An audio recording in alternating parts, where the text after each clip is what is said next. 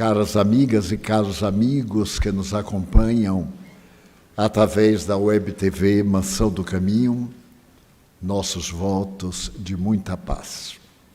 Dando prosseguimento à nossa reunião anterior a respeito da organização interna das nossas atividades presenciais, gostaríamos de informar que ainda hoje faremos a nossa primeira tentativa para os passes coletivos. Como de hábito, no momento próprio eu me referirei e todos aqueles que estamos no grupo colaboraremos. Qualquer detalhe, qualquer dificuldade, nós iremos regularizando à medida que sucedam as atividades. Como é natural, depois de um largo período sem as nossas experiências presenciais e com as mudanças naturais que a pandemia, a pós-pandemia, nos enseja, teremos algumas dificuldades de adaptação ao momento neurótico, ansioso, de distúrbio do pânico, de depressão, que são algumas das causas psicológicas a que se referem os estudiosos da mente e do comportamento nestes dias. Mas hoje eu gostaria de relembrar uma figura muito especial. Mais do que ontem, e talvez mais do que sempre, necessitamos de paz interior.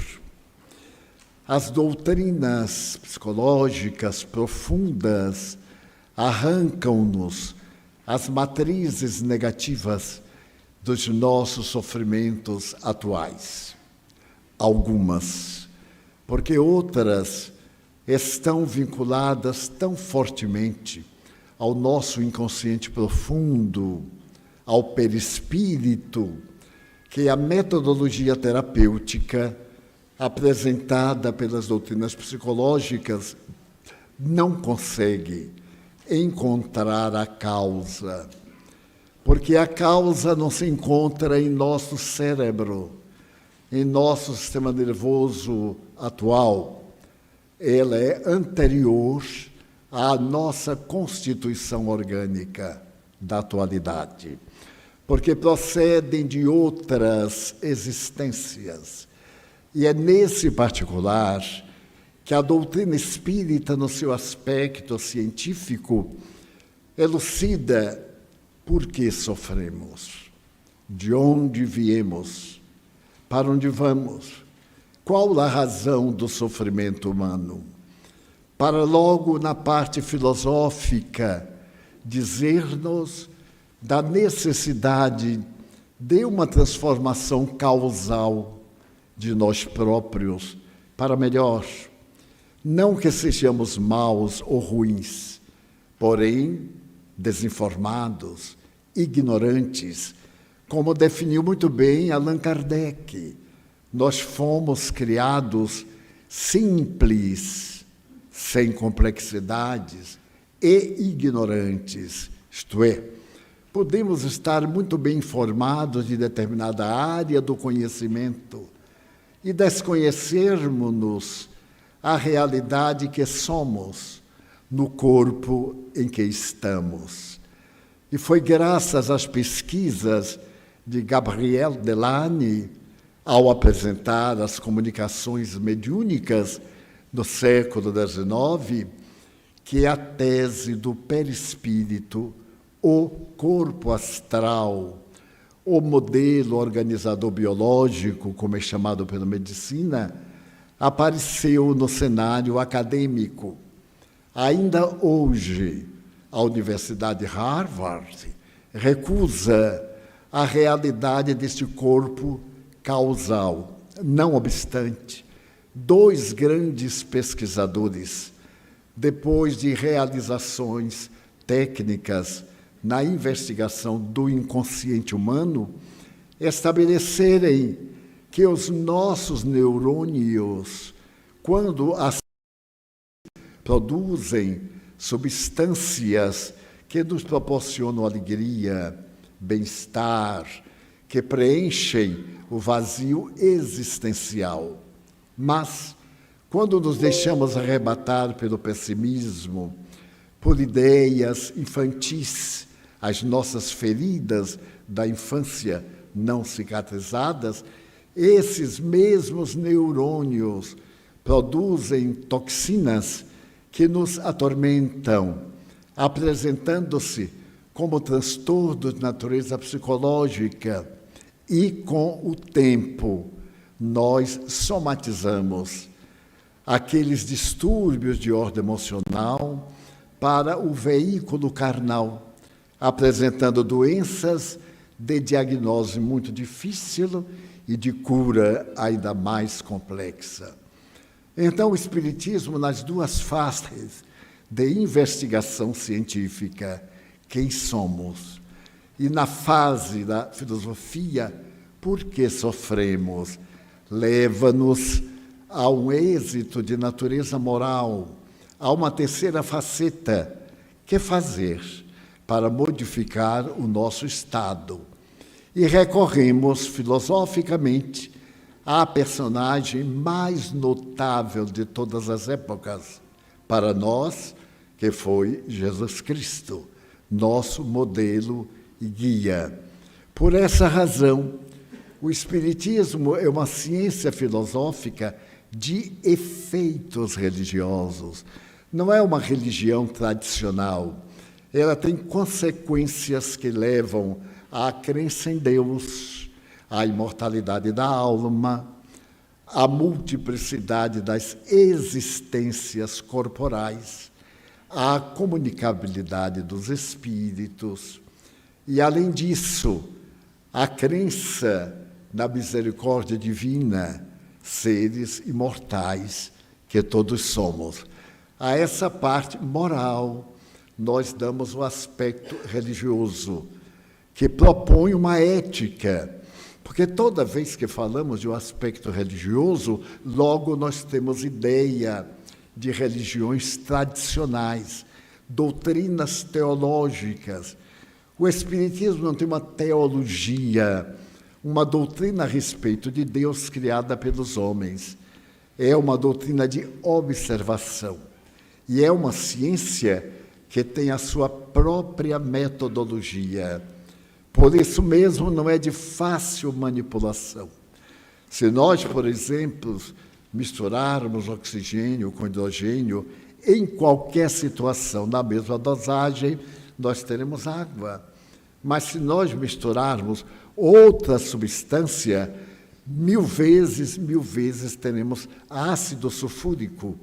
Aparentemente, água pela formulação, mas apenas a presença de uma outra substância de peso atômico muda a qualidade do elemento em que se transforma. Dessa maneira, dizemos que o Espiritismo é uma ciência de observação, porque ela se utiliza dos médiuns, são os seus instrumentos de avaliação. Eu me recordo, por exemplo, que nos grandes dias, que eu chamo nos dias heróicos do século XIX, o eminente professor Charles Richet, que era considerado a maior inteligência da França no século XIX, e que foi galardoado com o Prêmio Nobel de Física, ou Fisiologia, pelos seus estudos profundos da fisiologia e da psique humana. Ele conheceu um médium que lhe encantou, porque se tratava de uma personalidade ambígua. Era um jovem muito agradável no seu estado normal, mas, de repente, ele mudava de personalidade e se tratava de uma pessoa agressiva, capaz de ferir, de magoar, e, de repente, voltava àquela lucidez, à sua generosidade. Estudando do ponto de vista neurológico, o professor Charles Richet observou que não se tratava de nenhum distúrbio do sistema nervoso simpático, do parasimpático, etc. e foi estudar a razão. Ele possuía uma peculiaridade. Ele tinha a vida normal de todos nós, mas a sua percepção psíquica era paranormal. Ia além de tudo aquilo que nós observamos. Da mesma forma que nós traduzimos genericamente uma coisa quase com as mesmas palavras, aquele jovem traduzia de uma maneira totalmente diversa. E ele tinha uma tumoração no couro cabeludo, uma massa, e não operou porque ele tinha pavor da dor, do sofrimento. Então, o que fez o professor Charles Richer? Diante de um grupo de médicos, de investigadores notáveis, de um dos pais da física quântica moderna, William Crookes, que em 1872 descobriu a matéria pré-radiante, que vai ajudar à descoberta da radiação material, da inesquecível física polonesa. Ele, então, procurou estudar a personalidade do médium e um dia hipnotizou. E estando ele no sono provocado, ele fez a cirurgia da massa sobre o crânio sem nenhum anestésico. Houve hemorragia geral, mas ele não sentiu absolutamente qualquer dor. E logo depois da asepsia do trato cirúrgico, ele despertou o rapaz. E o rapaz urrou de dores, quase enlouqueceu. Primeiro pelas dores que realmente sentia e depois pelo seu contributo de ser uma pessoa temível à dor. Ele daí partiu para outras experiências e mais tarde Argel, a antiga capital da Argélia, que era possessão francesa. Ele tinha um amigo muito querido, o general Noël, que era francês de Paris. E o general Noël tinha uma filha, ou melhor, tinha um filho muito bom e nobre, que se casara fazia pouco tempo com uma jovem de 17 anos, de nome Marthe Berrault. Ela vai aparecer nos tratados de metapsíquica sob pseudônimo Eva Curie. Então, Marthe Berrault era uma jovem especial. Às vezes estava dormindo na casa do seu sogro e pelas fossas nasais e pela boca, como pelos ouvidos, saía uma névoa, aquela névoa úmida que pairava no ar e depois desaparecia. Ela passou a ter dores de cabeça gigantescas. E então, Charles Richer preferiu fazer uma pesquisa parapsíquica com ela. Ainda não havia determinados nomes que foram gerados. Ele fez uma pesquisa metapsíquica, além do psiquismo. Não havia ainda o termo parapsicologia e etc. E então percebeu que em estado de transe espontâneo muito profundo, ela conseguia eliminar aquela massa fluídica em abundância, em tal abundância que formava mãos que se diluíam, que formavam corpos masculinos, árabes, com a indumentária árabe do deserto do Saara. E então isso impressionou longamente. Durante 10 anos, Marthe Berrault, ou Eva Curie, foi examinada por este insigne sábio e mais de 30 sábios, no sentido profundo, pesquisadores, psicólogos, psiquiatras, são doutrinas que estavam nascendo naquele período, a partir de 1875 a esse período de 1885, quando foi criado o laboratório na Universidade de La Salpêtrière, em Paris. E o diretor desse laboratório foi eleito o mais notável estudioso de anatomia, Jean-Martin Charcot. Charcot era um vulto quase endeusado. Ele era tão importante que Sigmund Freud estava perseguindo naquele período em Viena a questão da histeria. Por que as mulheres eram histéricas? E ele começou a perceber que o nosso consciente, a área da nossa consciência, não era bastante para explicar o ser além da consciência. Ele, então, criou a probabilidade de consciência ter um porão onde ficavam arquivadas as experiências já vividas e deu a esse porão o nome de subconsciente. Ao mesmo tempo, no mesmo período, em Zurique, um jovem neurologista leu as experiências de Freud e ficou fascinado, porque preocupava-o muito esse tal depósito da consciência, que ele passou a chamar inconsciente. Era uma questão de denominação. Mas nesse inconsciente, ele percebeu uma variante. Havia um inconsciente para as lembranças próximas, mas havia um inconsciente de lembranças que a pessoa não se dava conta. É muito comum vermos pessoas... Eu me lembro de coisas quando eu tinha 3 anos. Aí apareceram pessoas que diziam, eu me lembro de coisas antes de eu nascer. Mas como? Se antes de nascer não existia, como podia conceber? Ele, então, criou o inconsciente individual, aquele que eu herdo de meus pais, desde a hora da concepção até este momento, e um outro curioso inconsciente, que é o inconsciente coletivo. No meu inconsciente, segundo Jung, eu sei de tudo o que se passa no universo. E Freud começou a perceber que esse inconsciente era talvez responsável pelos 3 grandes males ou psicopatias do século XIX. A histeria, que tinha a primazia, a epilepsia e a esquizofrenia.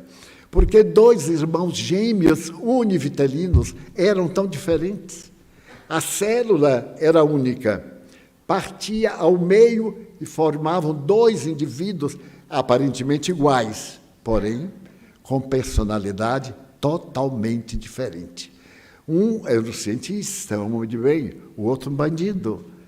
Um se dedicava a causas nobres e o outro, desde os primeiros dias, tinha tendências perturbadoras de sexo.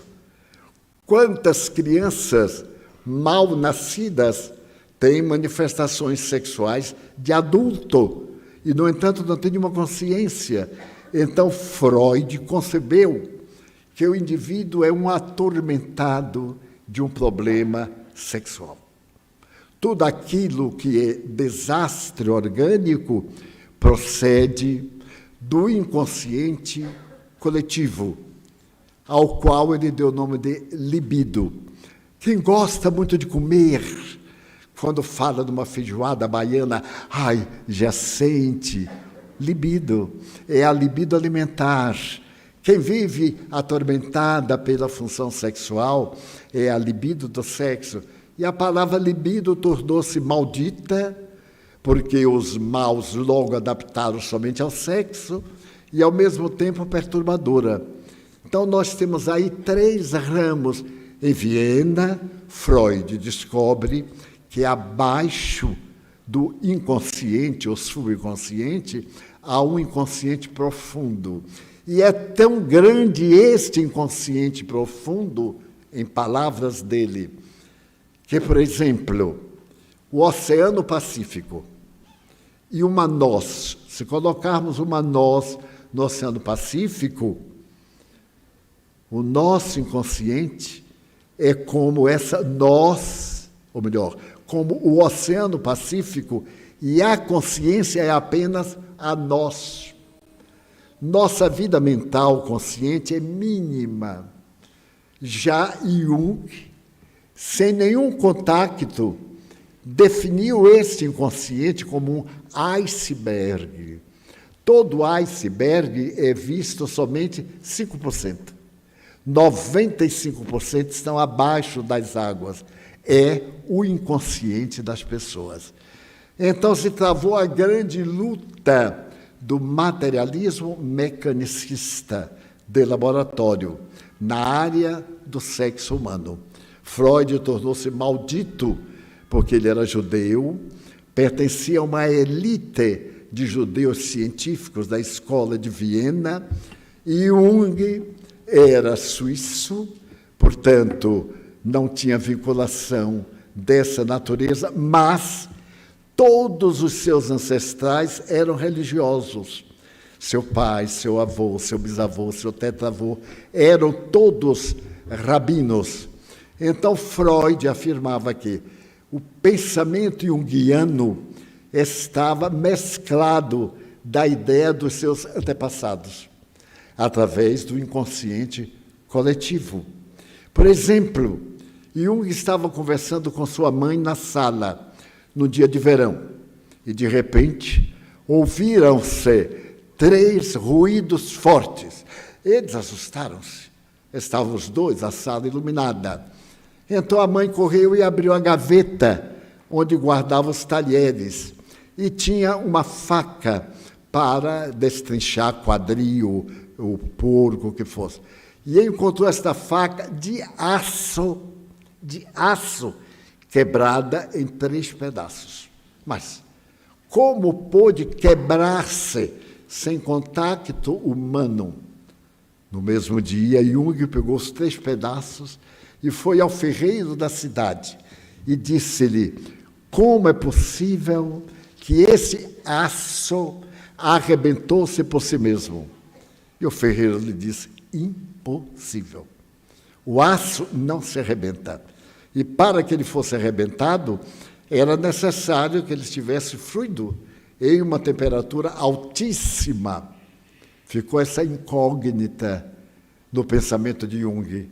Como dentro da gaveta do móvel fechado, ele partiu. Deve ter sido a mudança de atmosfera. Eu acho as explicações tão profundas. Mudou a temperatura, as facas todas quebram. É muito ingênuo, mas bem. Ele ficou expectante. Mas ele lembrou-se que seu avô, que era rabino, toda sexta-feira subia para o sótão e ali se reclinava numa cadeira, que na Europa chama de rock, uma cadeira de balanço. E tinha outra cadeira que ficava vazia. E ele anotava o sermão que ia pronunciar no domingo, ditado pela sua mulher que já havia morrido. Então Jung disse: é um estado de degeneração. E considerava o avô um demente, mas um demente que falava de maneira extraordinariamente correta, não somente o alemão, mas o dialeto de Zurique, que tem um dialeto chamado zurico, e que é muito mais difícil do que o próprio alemão. Eu já fui a essa região, inclusive a Zurique, mais de 20 vezes. Não consegui aprender 5 palavras do dialeto. Embora o meu grande amigo era um linguista, e ele me dizia, repetia, eu digo, não dá. E para que eu pudesse falar o alemão como ele queria, são uns toques para suavizar o tema, que é um pouquinho antipático. Então, a gente, desde criança, tinha que fazer... Eu não faço, é o R. Então, o H aspirado não é como o nosso H aspirado. Se eu digo, por exemplo, uma palavra em alemão, e este H, ele tem que ser treinado desde a infância, porque a harmonia da boca não dá. Daí, para falar alemão, O ideal é ter sido alemão.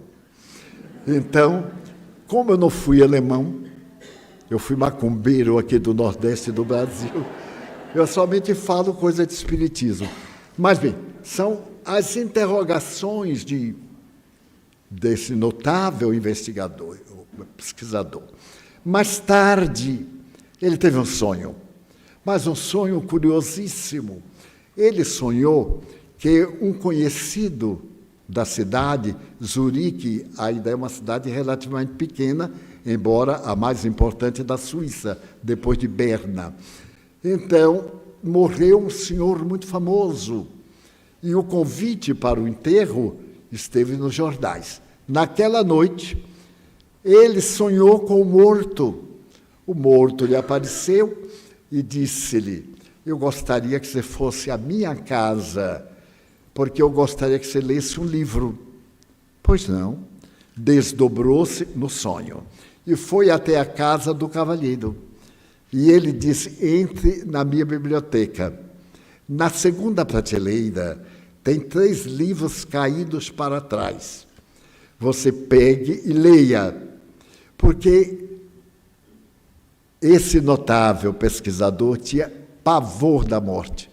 Eu adoro o materialista que tem medo da morte, não é? Deve ser muito agradável morrer e sumir. Quem é que quer sumir? A gente quer aparecer, principalmente aos inimigos, para dizer: agora sou eu, que estou do lado de cá. E então ele tinha um pavor. E os 3 livros eram a respeito da morte, escritos pelo francês Émile Zola. Estavam caídos. Muito bem. Ele acordou e ficou aturdido. Mas ele não tinha nenhum relacionamento com essa família.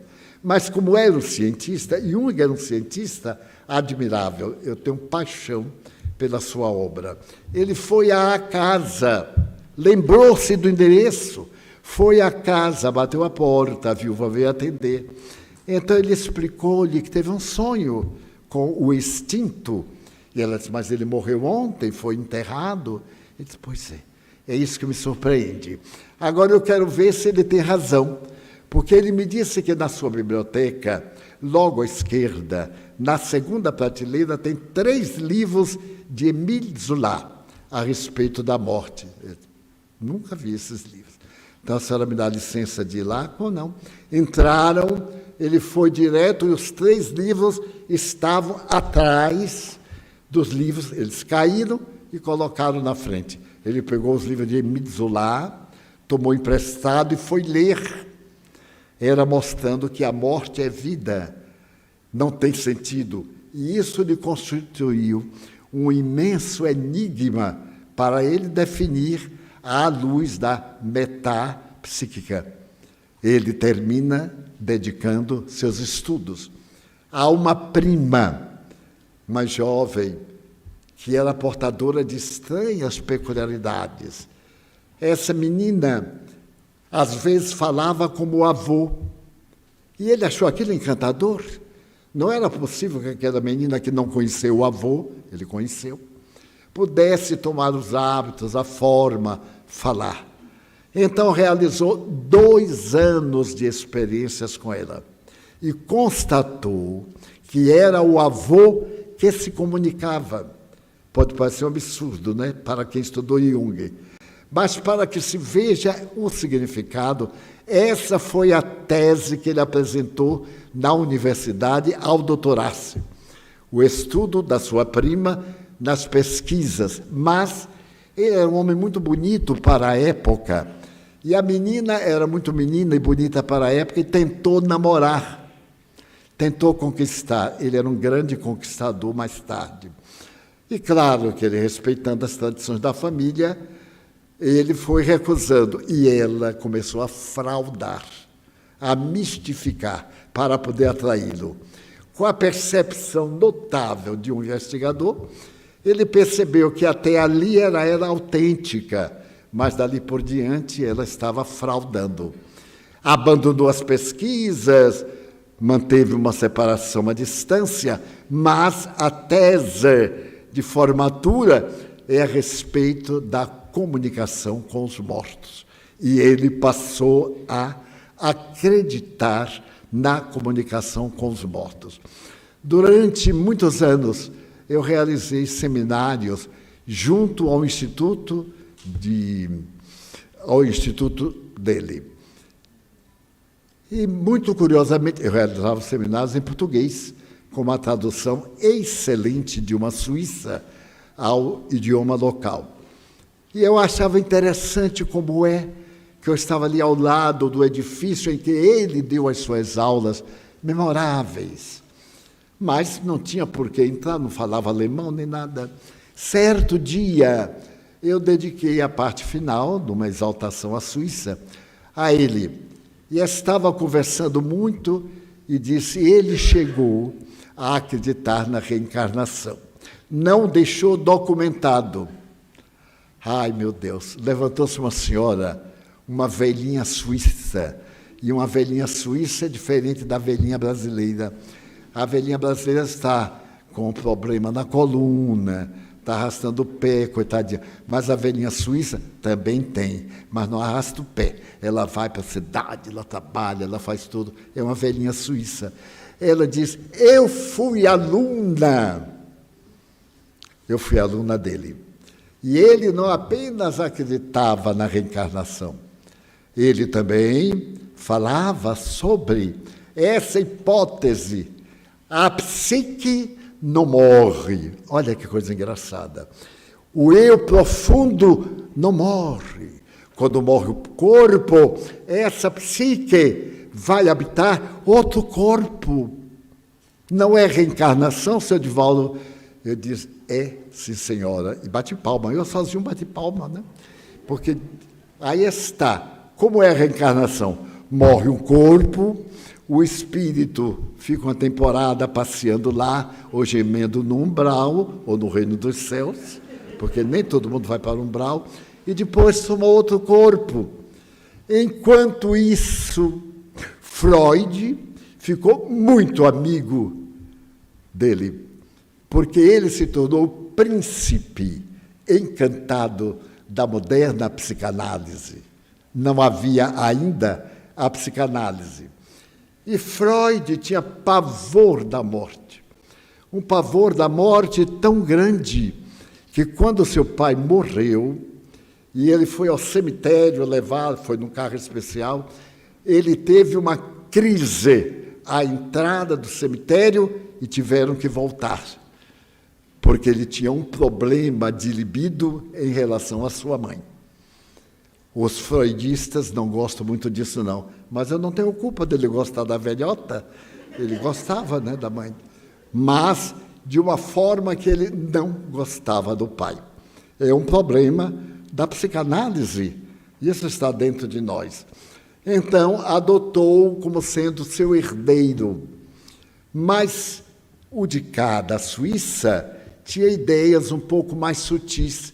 Enquanto Freud criou a libido, o outro criou algo muito interessante para o inconsciente. Ele descobriu que o inconsciente guardava certas coisas. De repente ele estava em pé. E quando se olhava, ele era um homem do século XVIII, vestido ao século XVIII, com as características do século XVIII, e com o pensamento. Mais tarde ele daria a esta visão de alter ego. Era o seu alter ego, era a sua reencarnação.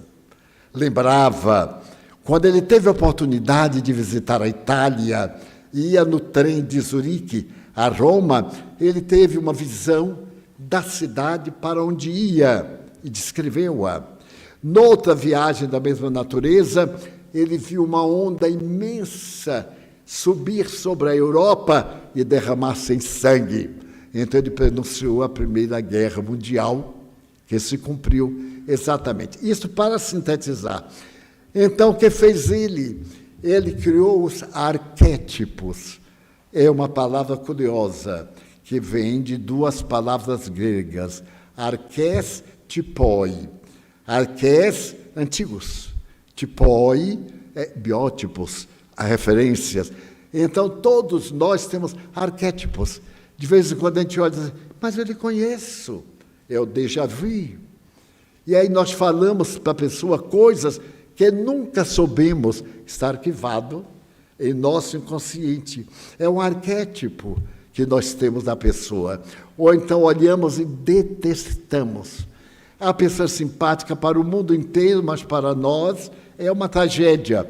É outra reminiscência de alguém que no passado nos feriu, etc. Então, arquétipos são lembranças antigas. E aí começamos a ter arquétipos de toda a natureza. Hoje, na psicanálise, da psicologia profunda de Jung, o arquétipo desempenha um papel fundamental. E Jung ainda chegou a uma ideia de um arquétipo muito familiar. Nós temos a claridade, a vida mental, mas em nossa vida mental, todos nós temos uma sombra. Nós temos algo, uma mancha, um erro, algo que nós ocultamos. Então, a sombra é um arquétipo que nos atormenta, a pessoa tímida. Mas eu falar de público, nunca eu morro. Mas por que não fala? É um arquétipo, é um tormento de uma encarnação anterior. E assim esse arquétipo está generalizado. A gente antipatiza facilmente os outros, porque está em conflito consigo mesmo. E é fantástico, porque muita coisa que a gente atribui ao outro é nossa. Ninguém gosta de mim, como está me olhando? Nada. Nós é que somos muito antipáticos. Estamos sempre armados contra todos. Joana de Ângeles criou uma frase bonita para isso. Não fiquemos armados, fiquemos amados. É tão fácil despertar o amor, o sentimento, mas nós conhecemos uma pessoa e já nos armamos. Esse vai ser meu inimigo, ou veio para aqui para tomar o meu lugar, veio para me derrubar, e fazemos... Nada, é uma pessoa nova, simplesmente nova, que a gente não vai ver nunca mais, mas a velha sombra está ali perseguindo. E olhar esse auditório e dizer assim, ninguém vale nada. É a minha sombra, é o que eu sou do meu inconsciente. Então eu olho todo mundo pelo espelho do meu inconsciente. Porque nós só podemos identificar o que conhecemos. O que nós não conhecemos, não sabemos o que é. Então a sombra é o nosso espelho do inconsciente. Aí nós temos, de Freud, aquela marca, e de Jung, essa marca que é muito mais suave, na minha opinião, é óbvio, que são os arquétipos. Mas certo dia, os dois se encontraram em Viena. Freud convidou Jung para ir a Viena. E Freud recebeu esse herdeiro de uma forma fantástica. Quando eles dois sentaram na biblioteca, ao sentar, uma parte da biblioteca estalou tão forte que parecia que os livros iam cair. Os dois assustaram-se. E aí Freud disse, sempre que eu estou aqui, isso acontece. E Jung respondeu, é um fenômeno que a minha presença também provoca. Ele parte de uma irradiação do nosso ser profundo.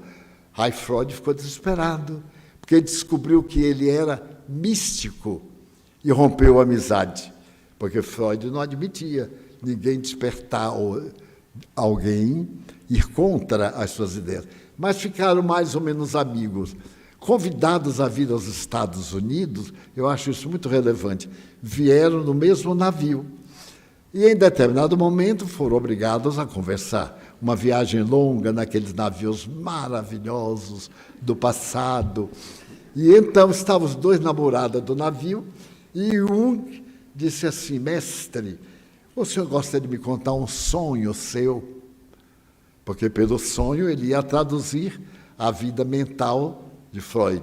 Freud sorriu e disse assim, o sonho... Eu não lembro quase nunca. Você, como é que sonha? O outro disse assim, aí, hein? E ficou nisso. Então, que alguém quiser me contar um sonho, eu quero ouvir para ver bem o cara como é lá dentro. Daí nasceu a interpretação dos sonhos. Não essa que tem um livro aí. Sonhou com casamento é morte. Sonhou com dente cariado é morte. Sonhou com não sei o quê é casamento. Eu já sonhei tanto com casamento, mas nunca vi dar tão errado. Quanto mais eu caso no sonho, menos candidatas pareço. Então, a gente está vendo aí o nascer de uma doutrina para devassar aquilo que nós somos e não sabemos. Mas, enquanto isto, na Universidade de La Salpêtrière, Jean-Martin Charcot trata de dizer que as mulheres são histéricas por uma questão de libido. É uma questão profundamente sexual. E Freud apoia com os carimbos. Abandona Viena e vem morar em Paris. Nota a influência do mestre. Ele falava alemão, mas aqui era francês. Ele teve que aprimorar o francês para assistir às aulas de Charcot, que eram chamadas aulas de terças-feiras.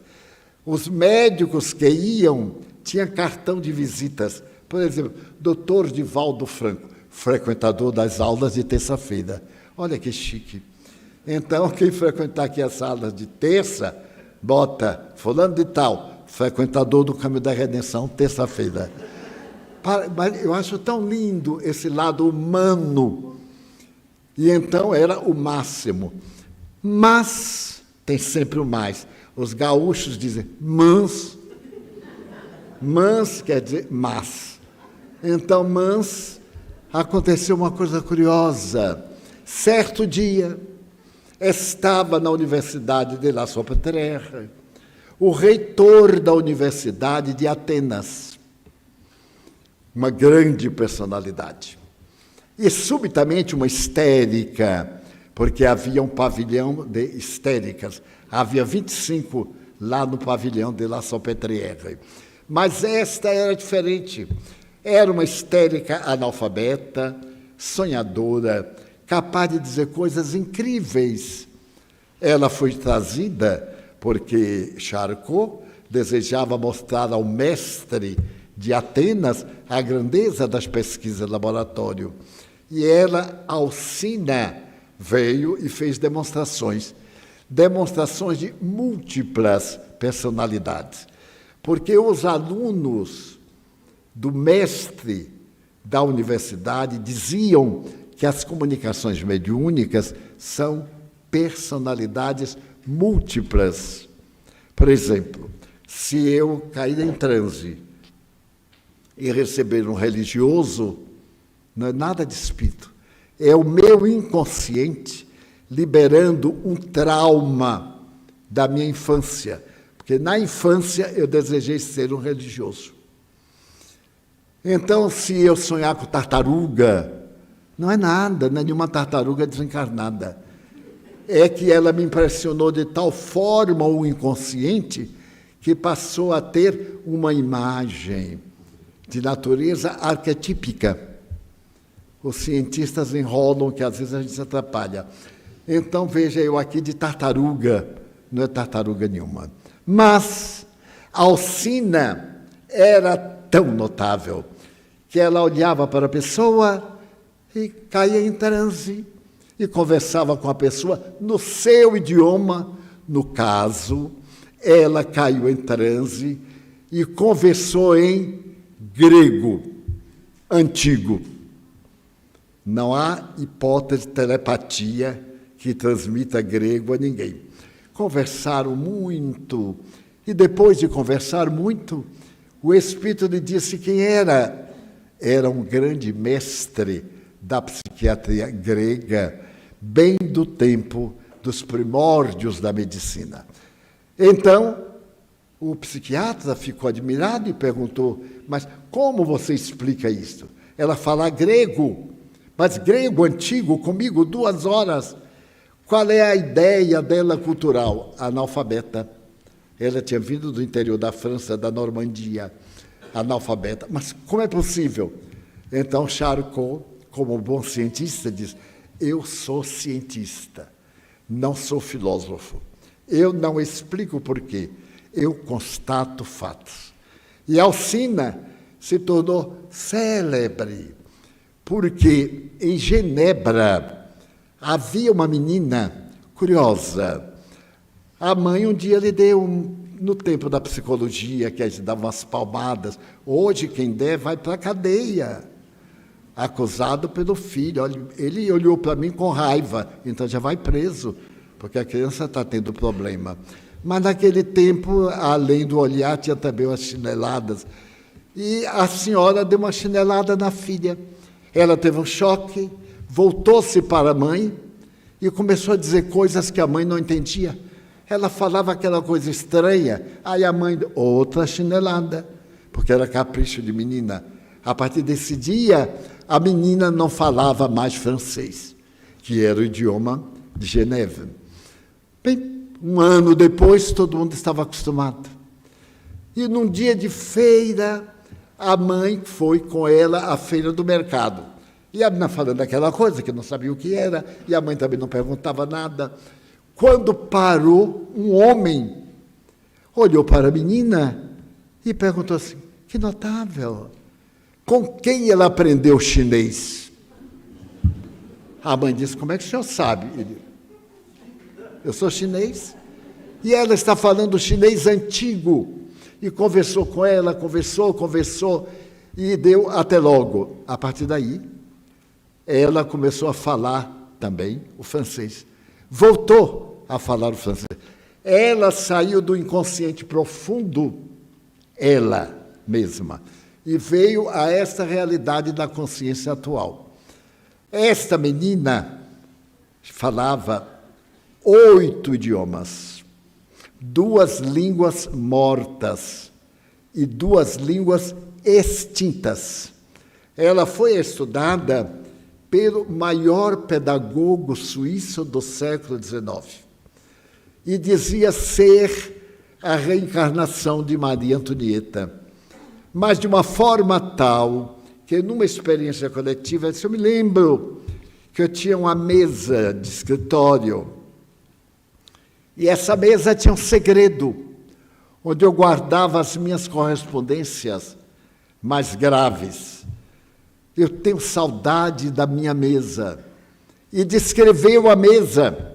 Na Revolução, é claro, todos os móveis do palácio foram atirados à rua, quebrados, vendidos.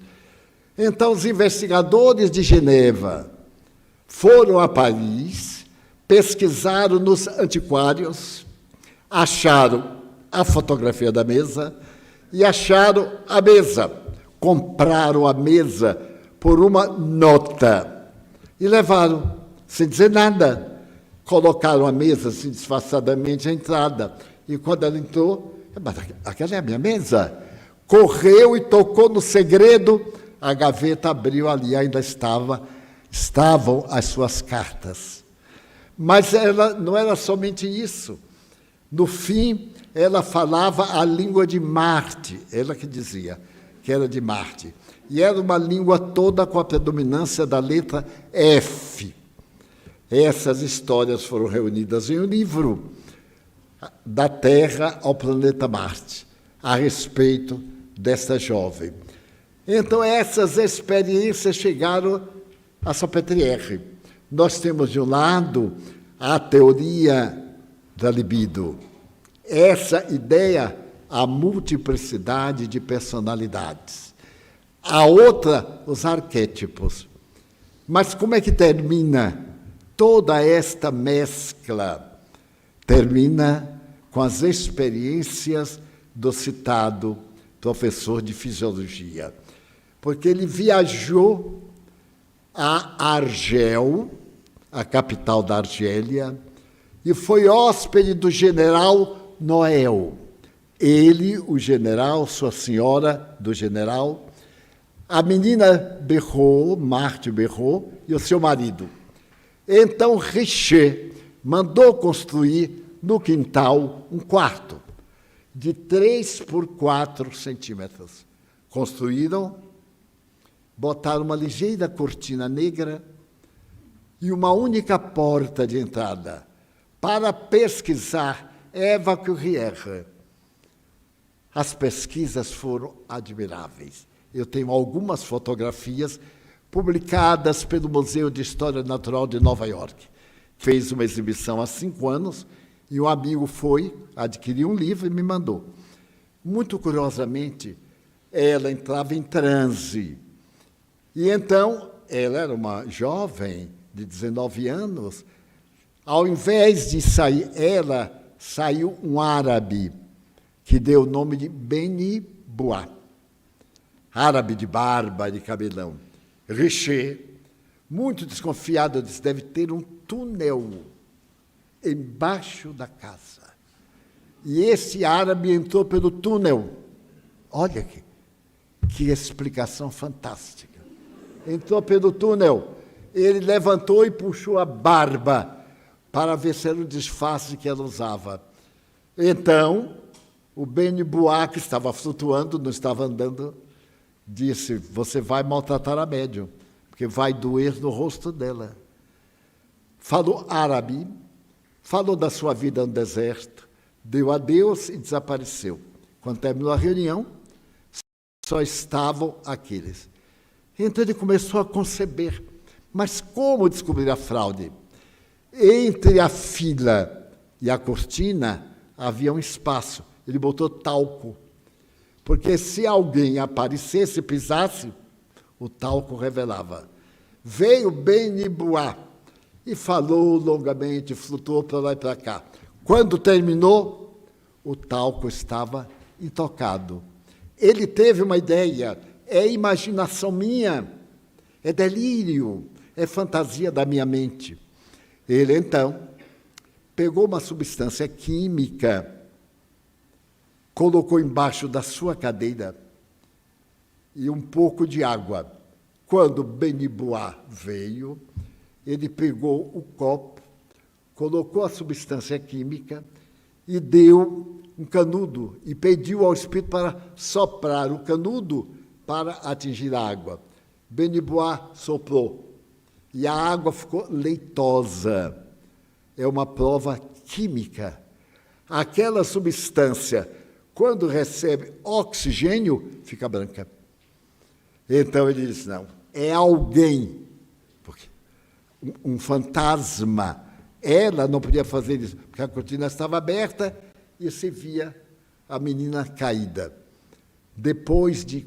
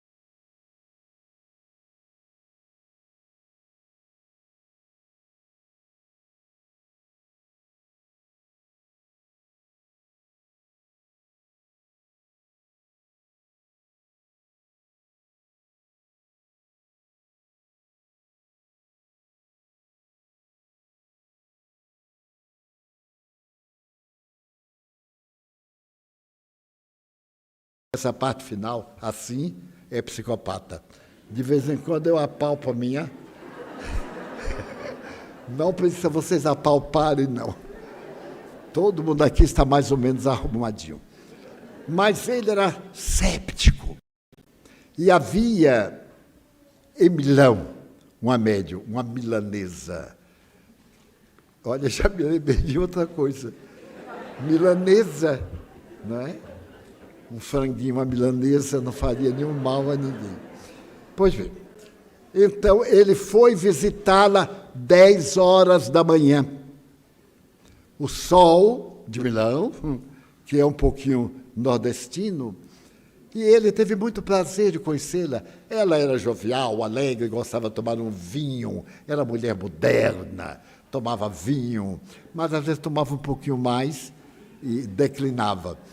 E então ele contou, eu sou o César Lombroso e tal. Ela disse, mas muito prazer.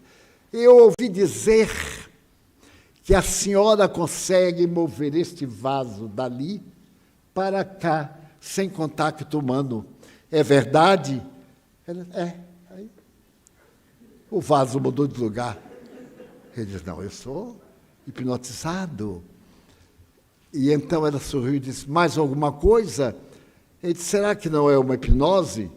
Ela então se deixou levar numa cadeira, a cabeça para trás, pelas fossas nasais, saiu uma substância pérola, que foi formando uma pessoa. Quando ele olhou, estava diante da mãe dele desencarnada.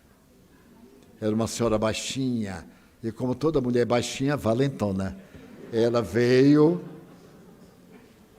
Cesare, filho mio, e começou a falar com ele um dialeto. Não falou em italiano, porque eram de uma província e se comunicavam em dialeto. E ela não sabia o italiano, a mãe dele. Quando ele viu isso, ele ficou aterrorizado. E estudou a médium 20 anos.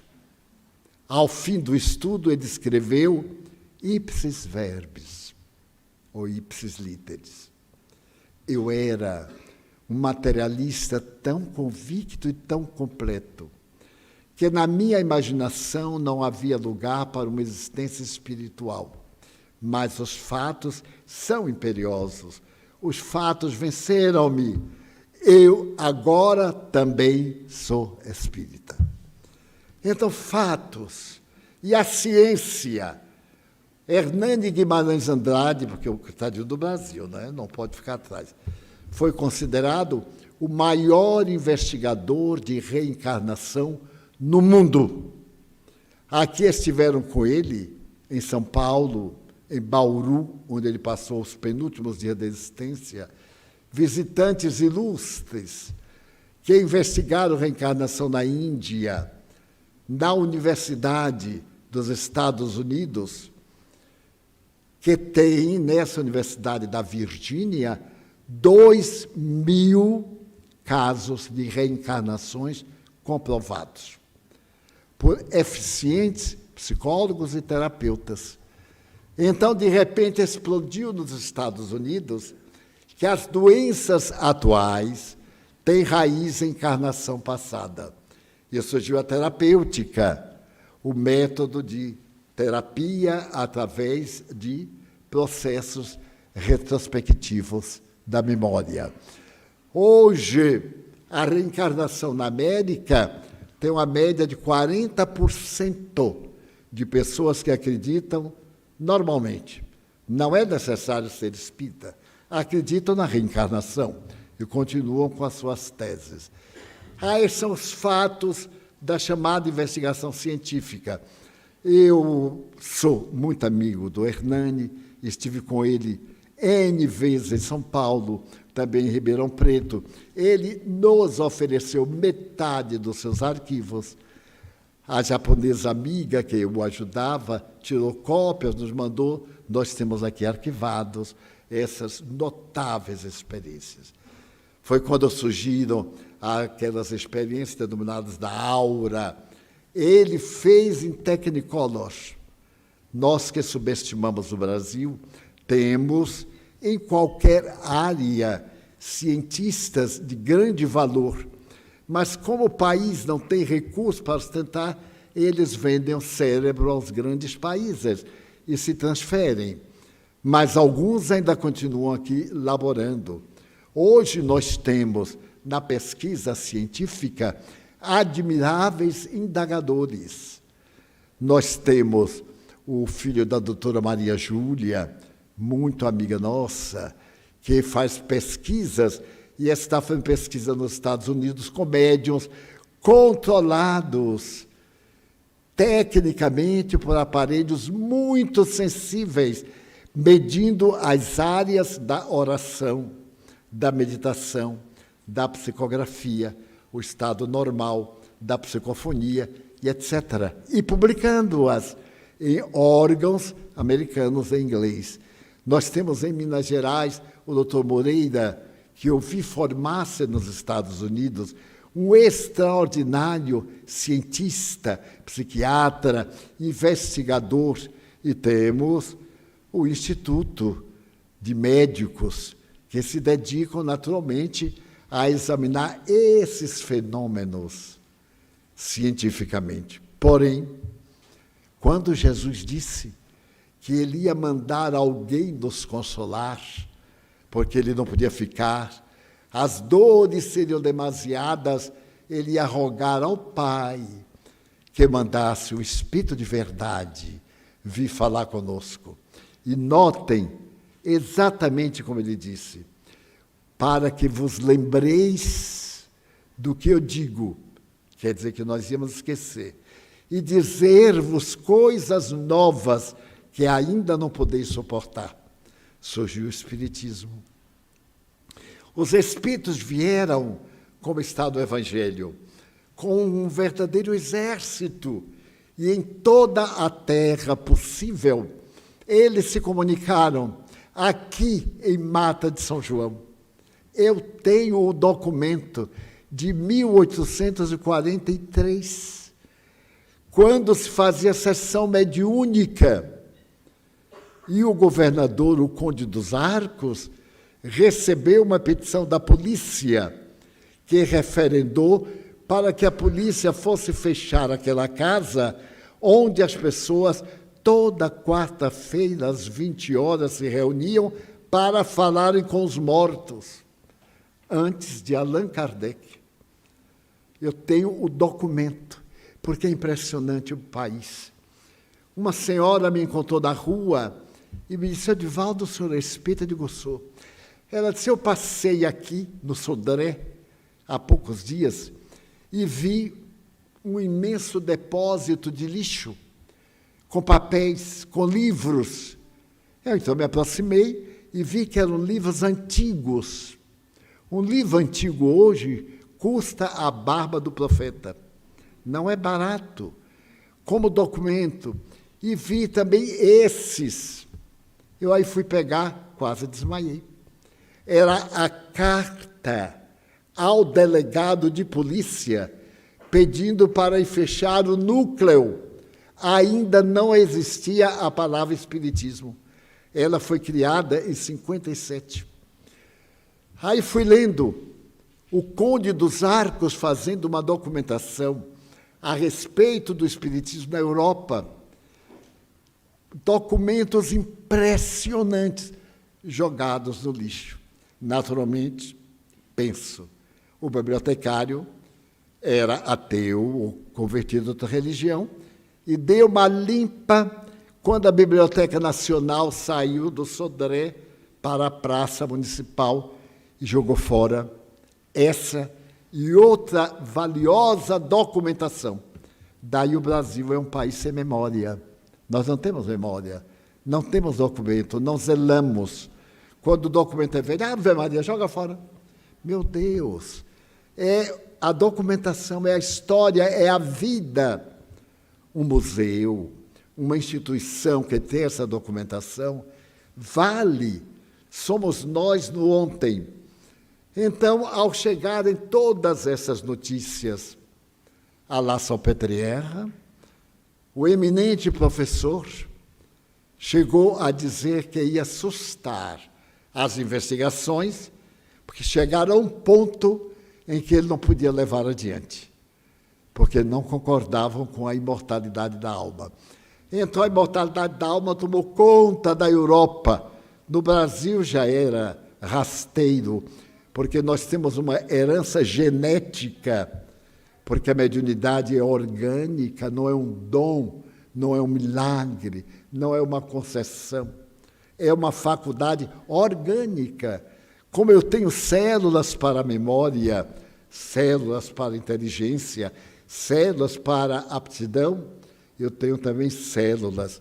Inclusive, a glândula pineal do meu sistema de glândulas, que corresponde a uma antena que tanto recebe como emite, que seria, segundo a opinião de um eminente cientista brasileiro da USP, ao centro da memória e, ao mesmo tempo, ao centro das nossas recordações do passado. Então, o fenômeno mediúnico no brasileiro encontra a ancestralidade africana.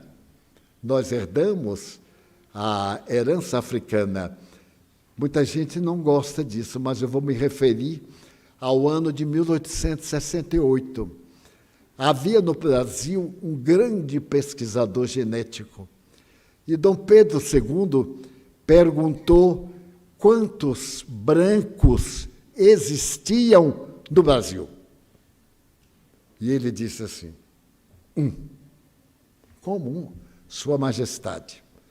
Porque tudo mais está misturadinho.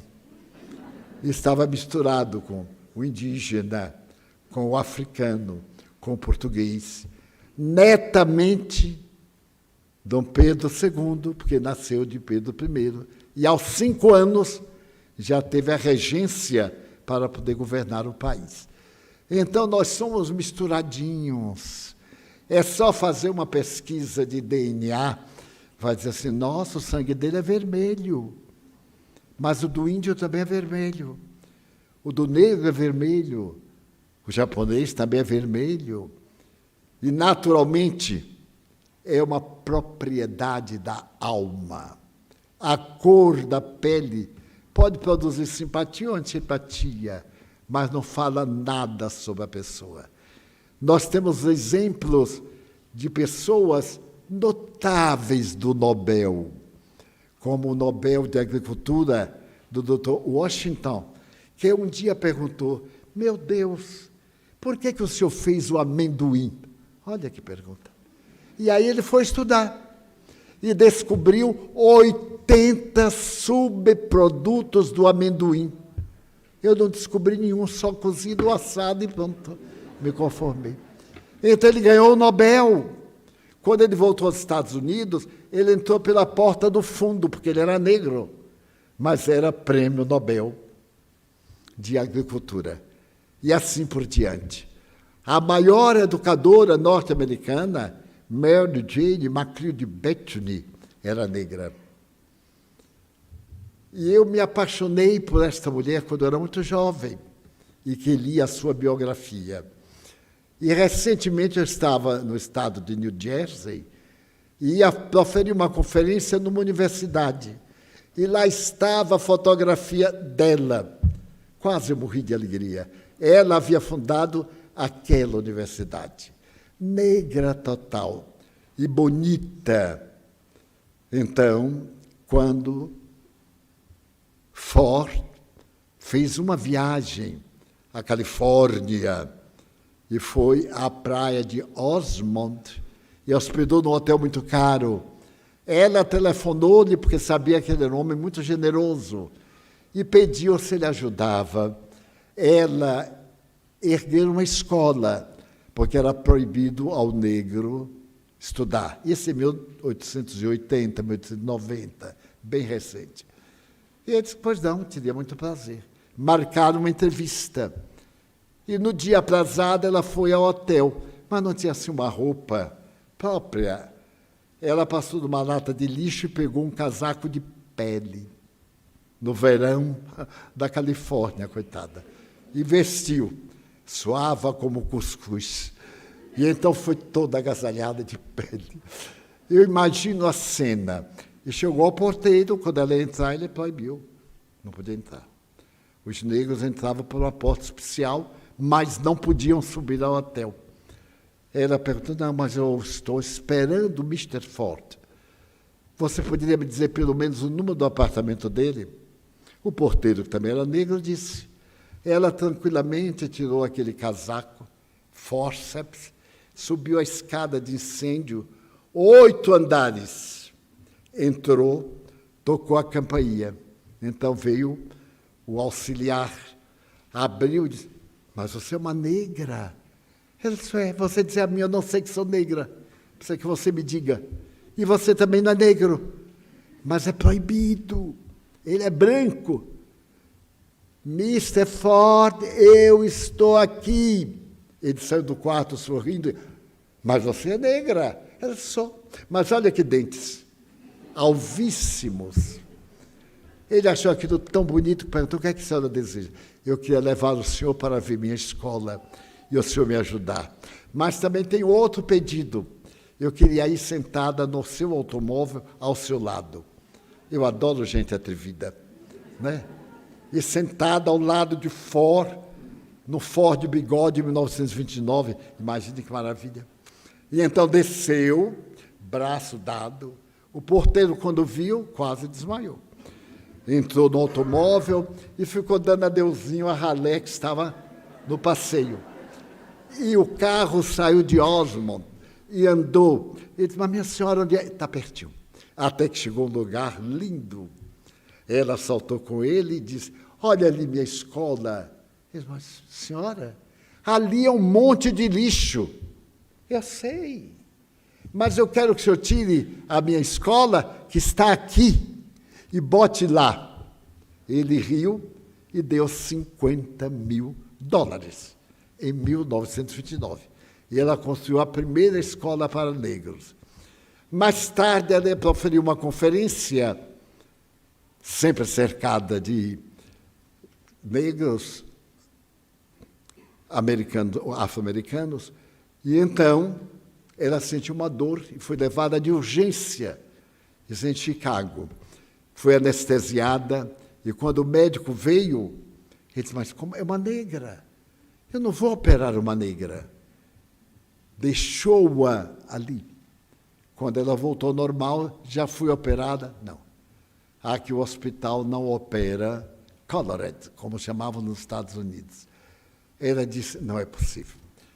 Ela mesma contou, apertou o lugar do apêndice, chegou na janela e disse, você está brincando comigo. Se você me deixar essa dor passar, você vai ver o que é que eu faço. A dor passou. Ela construiu o primeiro hospital para negro, que branco não entrava. É a lei. E ela educou apenas 10 milhões de negros nos Estados Unidos. Mary Jane. É uma das histórias lindas, comovedoras, porque na guerra do Vietnã, ela estava em New York, e no aeroporto Kennedy, quando ela ia saindo de um avião, vinha um soldado para entrar no avião. Quando o soldado a viu, reconheceu e saltou a cerca que separava brancos e negros e abraçou-a. Então o colega disse, mas como? Como você se atreve a abraçar esta negra? O soldado disse, é por causa dela que eu vou para a guerra. Ela trouxe o direito de liberdade para as criaturas humanas. Senhora, eu vou morrer. Sou jovem, tenho 21 anos, mas vou morrer pela sua causa. Ela foi a maior compensação que recebeu em toda a vida.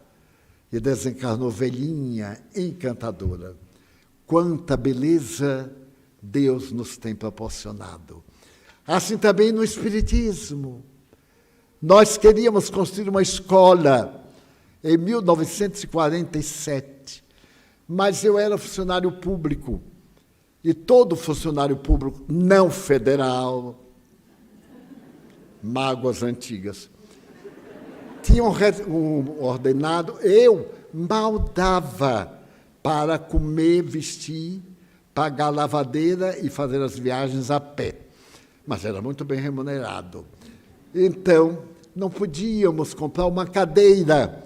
Uma amiga nos emprestou sua casa e no quintal tinha uma mangueira, manga-espada, daquela que a gente morre depois que come. Então, o que fiz? Eu fui a uma casa comercial e pedi uns caixotes de cebola, que a cebola vinha do interior em caixotes. Deram-me 6 caixotes. Então, colocamos embaixo da mangueira. E eu convidei uma amiga, e professora Iraci Cunha, também assim louca, né, idealista. Eu disse, Iraci, eu trabalho a partir do meio-dia. Você viria à tarde? Ela disse, já estou aqui para o dia inteiro. Criamos a Escola Jesus Cristo. Hoje, a Escola Jesus Cristo tem 1.250 alunos. E com as 3 escolas e a escola secundária que nós temos, segundo o Fantástico, que esteve aqui e fez a estatística, nós já atendemos mais de 130 mil crianças do bairro, que começaram na caixinha de cebola. E nem por isso deixaram, agora no Enem, de ir à faculdade de medicina com nota 94. Dos 3 milhões de candidatos, aqui a nossa casa teve 17 com notas acima. Aqui do Pau da Lima.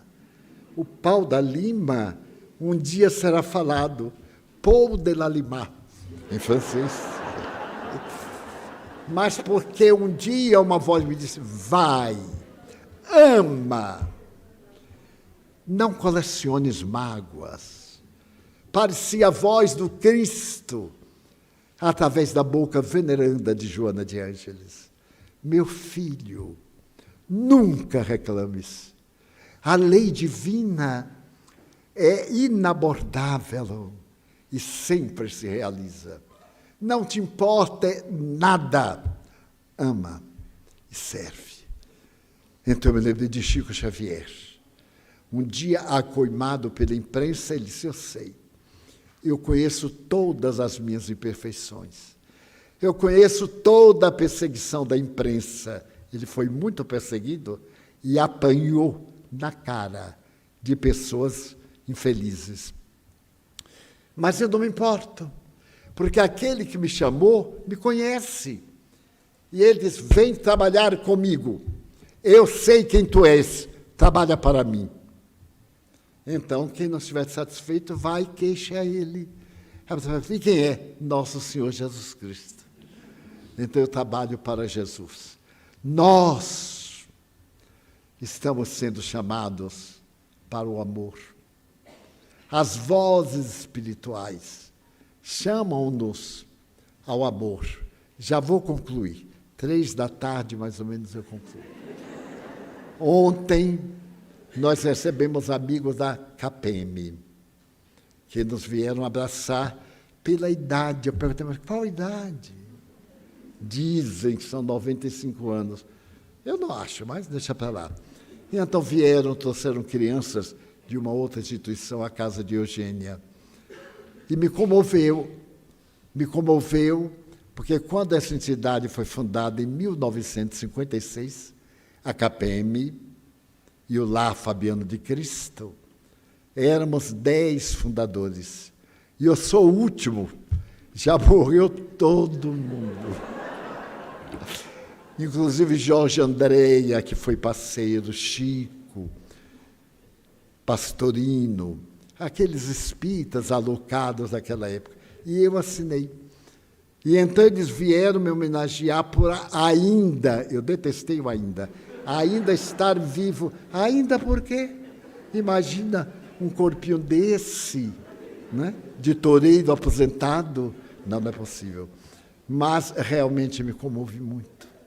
E essa emoção tirou a minha voz, porque eu vi aqueles fundadores de 1956. Eu estava com 29 anos.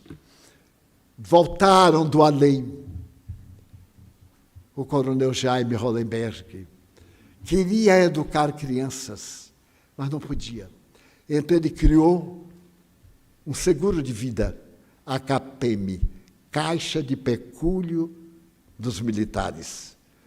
transformou-se numa gigantesca hoje, que ocupa o 3º lugar no Brasil entre as companhias de seguro. E criou o Lar Fabiano de Cristo.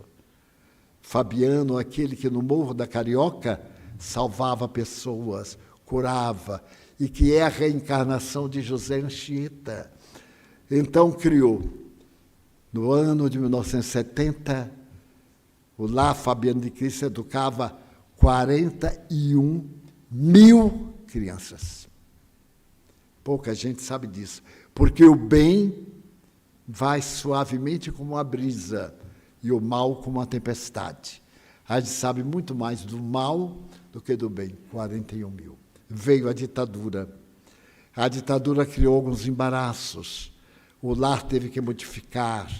A CAPEM teve que criar um outro departamento, CAPEMISA, para poder manter até hoje. E está mantendo em nome de quem? Do Cristo.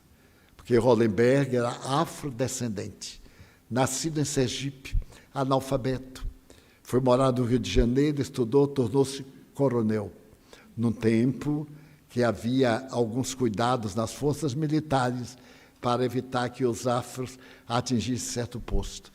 E este homem um dia saiu da estação central do Brasil e viu uma criança deitada no passeio. Então acordou a criança e perguntou, era órfão, não tinha ninguém. Ele perguntou, você se importa de dormir lá em casa? Não. Ele carregou e levou para casa. E tomou conta de mais de 40 mil. É o amor de Jesus Cristo. Então agora, neste período de crise, não deixem que ninguém tire a sua alegria de viver. Não se preocupe com a maledicência. A maledicência é como sorvete, é uma delícia, mas acaba logo. Então a gente fica com sabor, mas não deixa as suas almas amargurar-se pelos maus. Quando alguém atacar, disser coisas justas ou injustas, sorria e diga assim, coitadinho, ele também vai morrer. Um homem me perseguiu mais de 20 anos. Ah, Divaldo, você vai para o inferno. Eu digo, com fé em Deus, você vai para o inferno. E ele disse assim, vamos ver quem vai primeiro. Ele disse, para onde? Eu digo, para o inferno, é claro, né? E ele foi, coitado. Bem, não sei se foi para o inferno, mas foi na minha frente. Eu cedi meu lugar a ele com muito prazer. Então, Jesus está dizendo, vinde a mim, vós que tendes aflição. Tomai o meu fardo, é leve. Recebei o meu jugo, é suave. Vinde a mim, eu vos aliviarei. Então não nos custa que nesta noite pensemos em Jesus não como um tipo religioso, místico, mas como um vulto histórico, como o ser mais elevado que Deus nos ofereceu para servir-nos de guia e de modelo. E agora que nós iremos aplicar os passes, cada um de nós faça uma viagem interior ao seu problema, à sua dor, e diga, eu estou aqui, Senhor, alivie o meu fardo. Vamos preparar-nos, é uma coisa rápida. Fechemos nossos olhos. Eu peço a técnica para diminuir a luz. Peço aos companheiros de mediunidade para que tomem os lugares nos corredores lá em cima.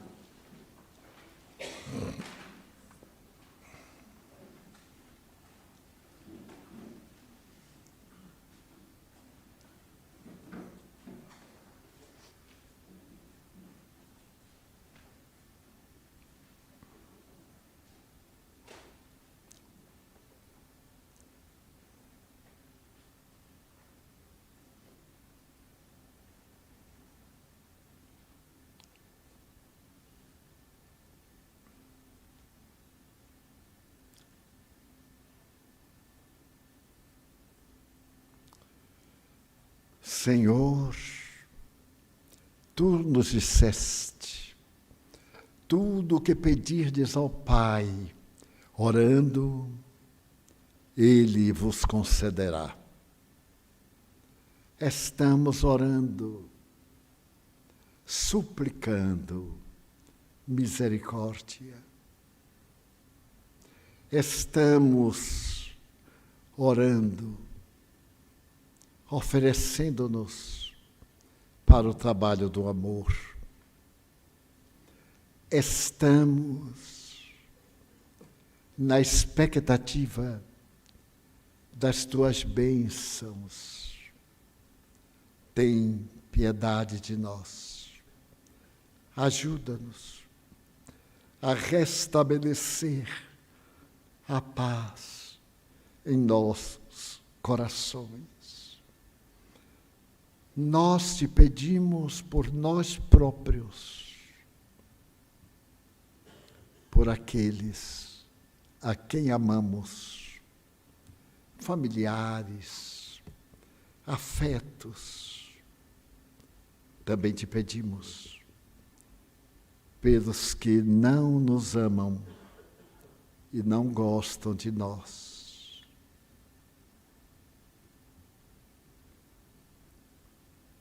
Nós te rogamos em favor da nossa casa,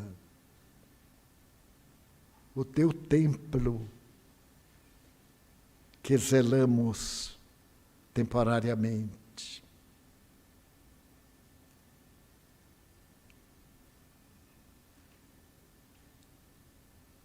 Mas também pelos suicidas, que não se deram oportunidade para uma nova chance. Pelos espíritos que se comprazem no mal.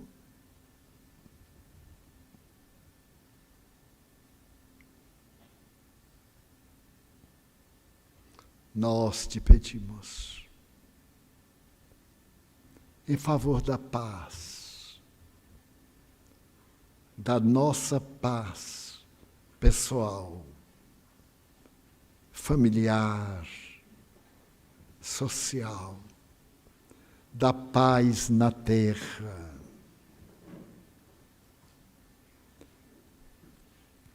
Abençoa nossa água, repetindo o fenômeno de Caná, dando-lhe propriedades curativas. Amigo incomparável, abençoa a luta dos heróis anônimos, perseguidos ou não, e recebe o penhor da nossa gratidão por nos amardes e também podermos amar-te. Permite, com a alma em júbilo, que em teu nome, recordando o Pai amantíssimo e a Mãe Santíssima, os venerandos mentores que estão conosco, encerremos a nossa reunião com votos de muita paz para todos nós. Está encerrada a nossa reunião.